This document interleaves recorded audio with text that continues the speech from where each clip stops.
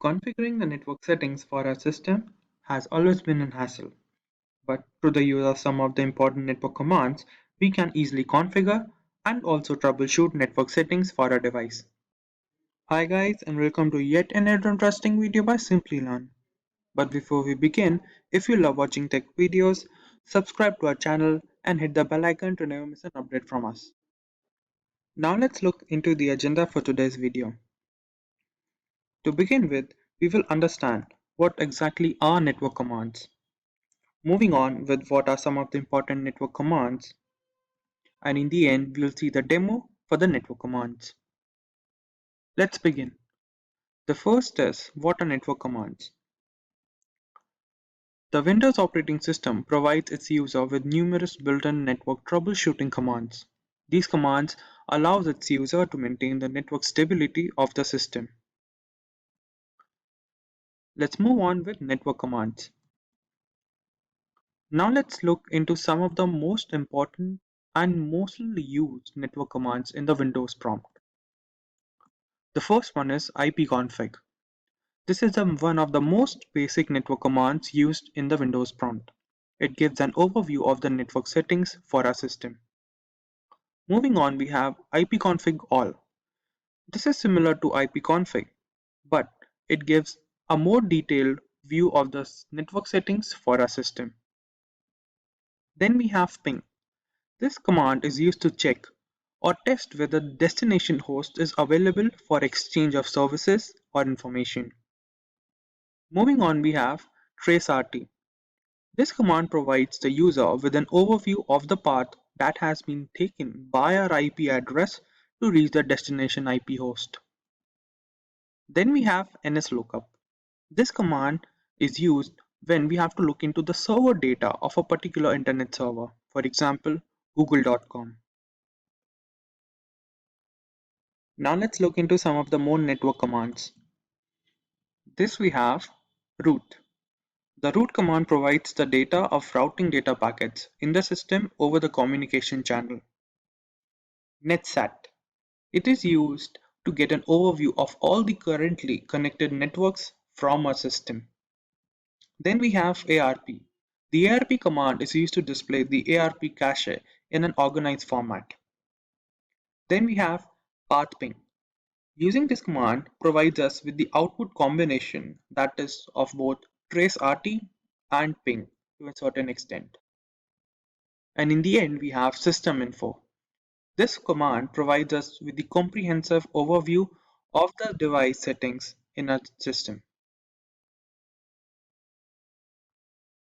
Now let's look into the demo for the network commands to better understand them. To execute the network commands, we have to access the Windows prompt. To do this, type cmd and you will access your command prompt. The first network command that we will execute is ipconfig. The ipconfig command displays network settings as an output. As we can see, this is the main connection that my system currently have with the IP address 192.168.1.3. Along with every IP address, a subnet mask is included. This is very important. As already told, ipconfig just shows an overview of the connection settings. But if we want to look into more detailed version of the network settings for our system, we use the command ipconfig all. As visible, ipconfig all command provides us with a much more detailed view of our connection settings, including DHCP settings, along with the lease obtained for our IP address, the default gateway, including the DHCP server settings. Also, details about the DNS server. Now let's take a look at the next network command in the list, that is nslookup. NSLOOKUP command is used to access the IP address of a particular website or a host through its domain name. This network command is helpful when we don't know the IP address and wants to know it, but we only have the domain name. Let's take a look. Let's clear the screen for much proper view. NSLOOKUP. By default, the NSLOOKUP command provides us with the data of our system, that is, the default server that my system is currently connected to, and the IP address of my system. To access some other website or host's IP address through its domain name, we have to write www dot, in this case, let's take google.com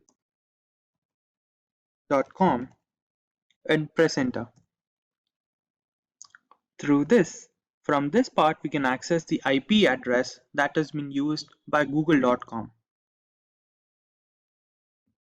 Let's try using some other domain name. For example, www.amazon.com. As we can see, the IP address, the alias, and the name from the amazon.com. Till this point, we have seen what is ipconfig command, ipconfig all command, and the nslookup. Now let's move on to the next command, that is ping. Ping command is used to check whether our system can access a particular website. Let's take a look. To come out of the nslookup command, do Ctrl C. Now let's try ping.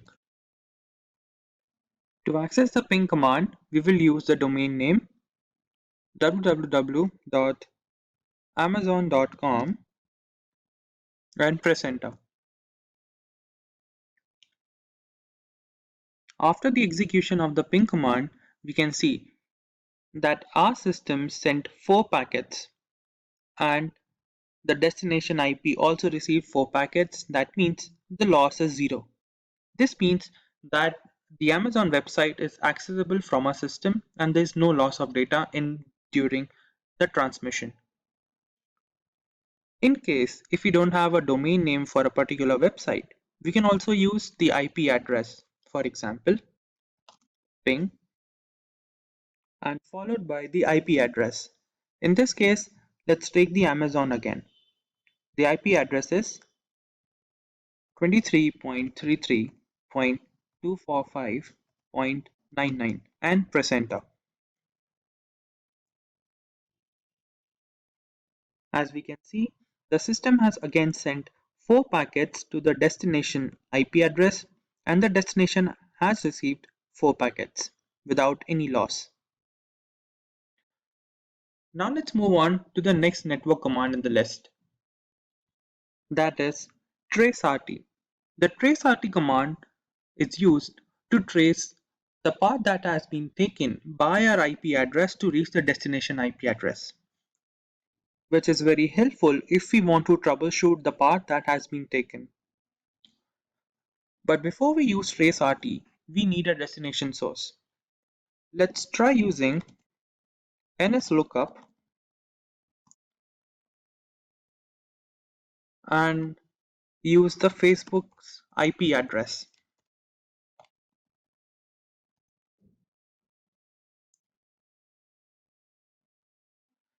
Let's exit the nslookup command using Ctrl C and type traceRT along with the IP address of facebook.com, that is 157.240.228.35 and press enter.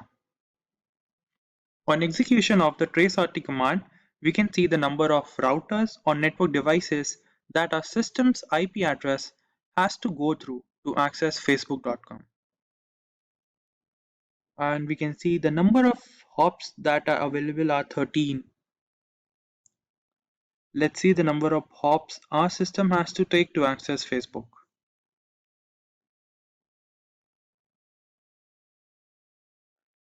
And seems like the number of hops it takes to access Facebook from our system is 8.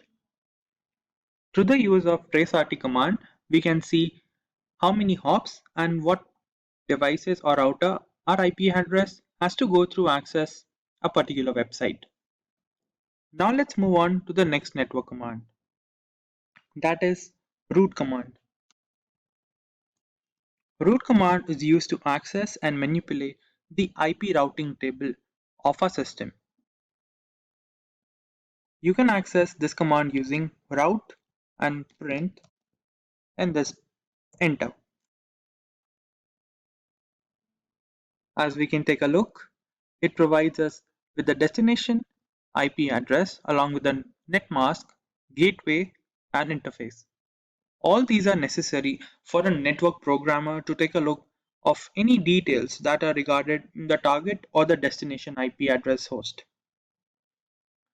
With this, let's move on to the next network command, that is netstat. This network command is used to access the connections that are currently available on a computer system through the TCP and UDP ports. To display the result, let's write netstat and press enter. From this, we can take a look the number of connections that are currently available or inactive, or in case closed to the netstat command. Now let's move on to the next network command, that is ARP. Let's clear our screen and use ARP. The ARP network command is used to access the IP addresses for a device along with their physical addresses. To use this, we have to write ARP. If you do this and press enter, you'll access the help mode for ARP command. To access the output, you have to write ARP-A and press enter. With this, we can take a look at the IP address along with their physical address and also the type of IP addresses they are. For example, the first one is a dynamic IP address, whereas the rest of them are static. Now let's move on to the next network command in the list. That is the path ping command. This network command is used to access the path that our IP address take for the destination host along with the calculation of loss of the data that has been transmitted over the communication channel. To do this, type path ping along with the destination source, that is, for example, facebook.com,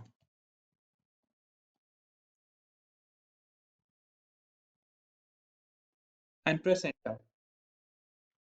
On doing this, we get the number of routers and the path that has been taken by our IP address to the destination host. Pathping command might take some time to execute.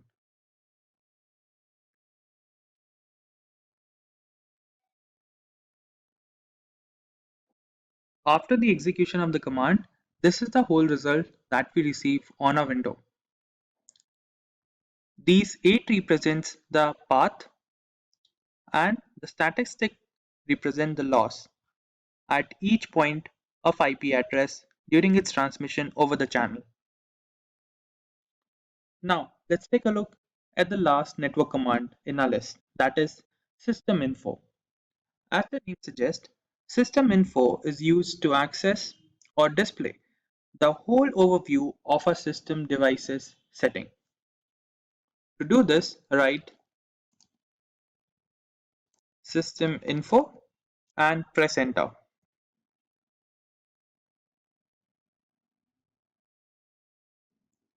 As we can see, all the data regarding my system device is displayed as an output.